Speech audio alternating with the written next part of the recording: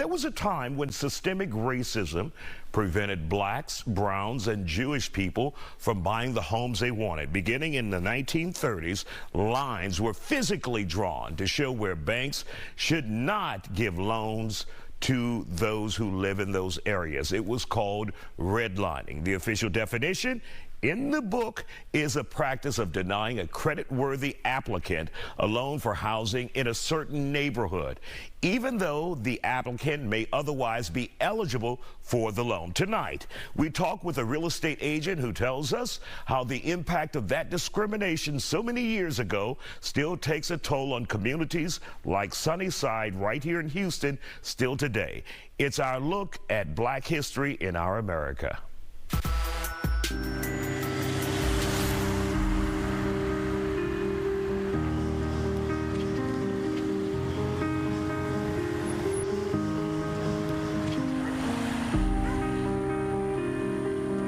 So, Shad, this is one of the areas that you grew up in, Sunnyside. Yes. And we looked around. Not much has changed. None. The same much. Burger King is there that you Right. grew up eating at.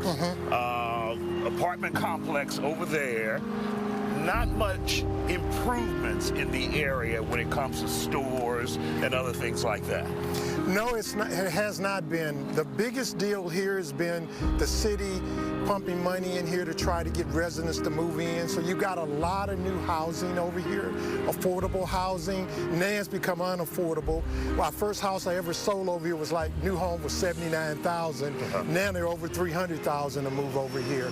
And what has made Sunnyside kind of a great place is that it's close in. Right. Not a lot of driving. And I kind of look at it as being Acres Home South. Okay. In this area, but it's no capital improvement, no grocery stores, other than no restaurants. If you live in Sunnyside, you got to go somewhere else to eat or shop. And we can look at some of these houses. They look fairly new. Right. But look at the street. Yeah. They ain't did for the street. Right. No capital improvements here in this area at all. A lot of the churches got involved initially building houses. There was a lot of vacant lots over here. But this is, Isaiah's a perfect example, Sunnyside, of redlining, and that we've not overcome it. They're trying to overcome it. They've changed a lot of things, but they still have not been able to overcome it. And we know redlining began in 1934 with President Roosevelt's New Deal package, where they made housing affordable for U.S. citizens. And part of that was a 30-year mortgage, and then the Homeowners Loan Corporation came in and made these security maps. Right. The green was for well-to-do people or people who are more desirable, and the redlining, where you didn't want to live. Right, or you didn't want to loan any money. So basically what they did was tell mortgagers, bankers, don't loan in this area because it was predominantly a minority area. Savings and loans didn't invest in that area because it was a predominantly minority area. So the government had a lot to do with this. You could say it's capitalistic society, it's bankers and they sanctioned it. Right, but they sanctioned and encouraged them not to loan money or build in these particular neighborhoods. And I think in the 1960s, they came up with covenances, where they said, your property cannot be sold to any black or brown people.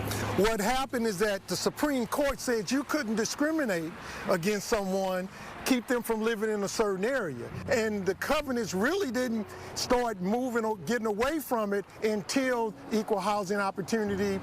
The bill was passed for equal housing, no more discrimination. That's when it really, those covenants became obsolete. You couldn't use them. But even in the 60s, they were using those covenants, and people were not allowing people to live in certain neighborhoods because of those particular covenants. Now, as a result of redlining, we have seen many neighborhoods not fully developed even till today. Right. And that resulted in black families not having wealth created. We know obviously a home is the key to wealth in America. And if you can't buy a house, you're out of luck. Right. Well, and that's why in the city of Houston, the majority of our people that are African American are renting.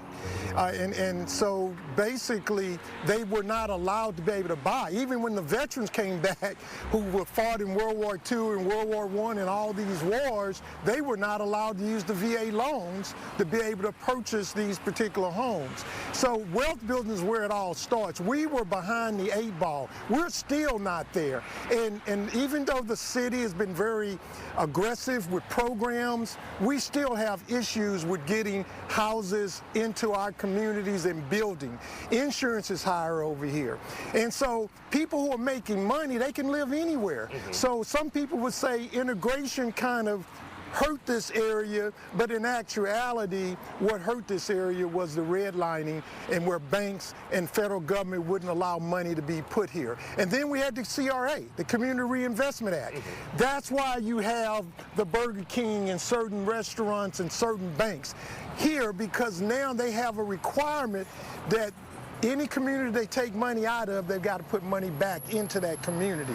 So the CRA is kind of tried to equalize it, but it's still a long way from being equal because it was so bad for 50, 60 years. Will we ever see equality when it comes to neighborhoods like this? What will it take? Obviously, we've seen some major development going on, like in the 3rd Ward.